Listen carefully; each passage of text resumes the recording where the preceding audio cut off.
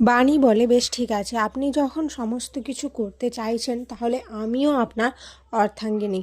আপনার সুখ দুঃখে সবসময় আমি আপনার পাশে রয়েছি। আপনি যখন এই বাড়িতে থাকবেন বলছেন তাহলে আমিও এখানে থাকবো।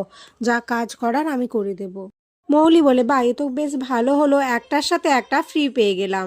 অনিরুদ্ধ বলে, সে তো হবেই। আর তাছাড়া তুমি তো এই বাড়িতে রয়েছো, খাচ্ছ দাচ্ছ, কোনো কিছু তো হিসেবই নেই, তাই না? মৌলি বুঝতে পারে অনিরুদ্ধ তাকে কিছু একটা ইঙ্গিত দিয়ে কথা বলছে, খুবই রহস্যময়ী কথা। নকুল সরকারকে কিছু বলে দিয়েছে নাকি? না না, ব্যাপারটা একটু দেখতে হচ্ছে। এরপর অনিরুদ্ধ খাবার সার্ভ করতে থাকে আর মৌলি এগুলো দেখে খুবই খুশি হয়ে যায়। পিনাকি বলে, তুমি যেটা করছো সেটা কিন্তু একদমই ঠিক করছো না মৌলি। আমি তোমাকে বারবার বলছি এগ্রিমেন্টটা তুমি ভেঙে দাও, কিন্তু তুমি সে সমস্ত কথা আমাদের শুনছো না।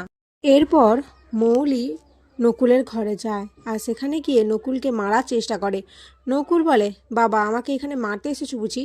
হ্যাঁ হ্যাঁ, বুঝতে পেরেছি, কিন্তু আমি তোমার করেছিটা কি যে তুমি আমাকে মারতে এসেছো? আচ্ছা, তুমি আমার সাথে খেলা খেলতে এসেছো তাই না? ঠিক আছে, নাও, আমি রেডি হচ্ছি, তুমি আবার আমাকে মারো। এবারে আর ভুল হবে না, আর কেউ জানতেও পারবে না। মৌলি বিরক্ত হচ্ছে। মৌলি বলে, তুমি অনিরুদ্ধকে কি বলেছো? না, তুমি সকলকে বলে দিয়েছো আসল সত্যিটা। নকুল বলে, আমি কেন বলবো? আমি কাউকে কিছু বলিনি, কিন্তু আসল সত্যি তো পৃথিবীর সবাই জানে। মৌলি ভয় পেতে থাকে, বলে, না না, কিছু কিছু কেউ কিছু জানে না, কেউ কিছু জানে না, তুমি মিথ্যে বলছো। নকুল বলে, হ্যাঁ সবাই জানে। তুমি জানো না, এই সমস্ত মিথ্যে কখনো চাপা থাকে না, সবার কাছে ঘুরে ঘুরে যায়, জানো তো। আমাদের সূর্যও না ঘোরে। কিন্তু মৌলি বুঝতে পারছে নকুল কথাগুলো এড়িয়ে চলছে। এদিকে নকুলও ইচ্ছে করে মৌলিকে ভয় দেখায়। মৌলি খুব ভয় পেয়ে ওখান থেকে চলে আসে।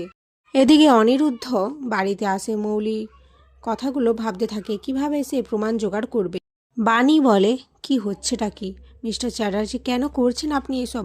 কেন মৌলি ম্যাডামের এত অপমান, এত অসম্মান সহ্য করছেন? কেন বারবার ওই বাড়িতে যাচ্ছেন অপমানিত হওয়ার জন্য? অনিরুদ্ধ বলে, আমি যা করছি সব তোমার জন্য করছি বাণী, একটু সবুর করো, সমস্ত সত্যিটা সবার কাছে চলে আসবে। বাণী বলে, কি সত্যি? কি কথা বলতে চাইছেন আপনি? আজ আপনি আমার মাথায় হাত রেখে বলুন কি বলতে চাইছেন। তখন অনিরুদ্ধ বাণীকে বলে যে সে হচ্ছে রায়চৌধুরী বাড়ির আসল উত্তরাধিকারী। পিনাকি আর ঈশানীর মেয়ে বাণী, মৌলি নয়। আর সেটাই সে প্রমাণ করে দেবে। এদিকে নিজের জন্ম পরিচয় জেনে বাণী অবাক হয়ে যায়, আর বলে, মানে কি বলতে চাইছেন? আর এখানেই পর্বটা শেষ হয়ে যায়।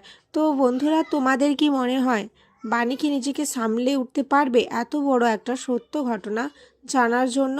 অবশ্যই কমেন্টে জানিও।